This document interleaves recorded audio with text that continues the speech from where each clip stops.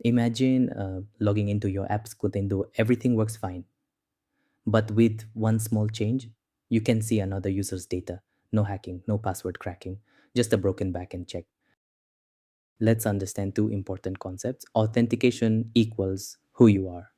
Login, password, biometrics proves your identity. Authorization equals what you can access. Even after login, what are you allowed to see? Most developers get this wrong. Login does not mean full access. If authentication or authorization fails, attackers take over accounts, access private user data, steal payment or personal info, even become admin. This is one of the most common real world vulnerabilities. Let's say your API looks like this: get slash API slash user slash 1234 slash profile. You send request arrow, you get your data. Now attacker changes it, get slash API slash user slash 1235 slash profile, and the server still returns data.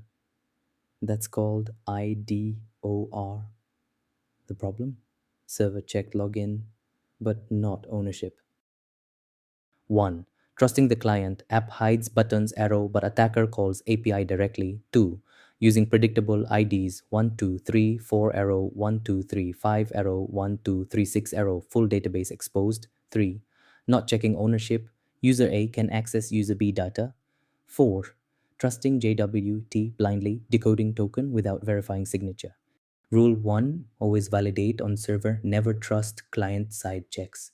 Rule 2, verify ownership. Does this user actually own this data? Rule 3, verify JWT properly. Never use decode arrow, always verify signature. Rule 4, use roles correctly. Admin, user. Must come from server, not client. Rule 5, fail closed, deny by default, allow only when sure. Key takeaway: authentication equals who you are, authorization equals what you can access. If either fails, your entire system is exposed. You don't get hacked because your login is weak. You get hacked because your backend trusts the wrong thing.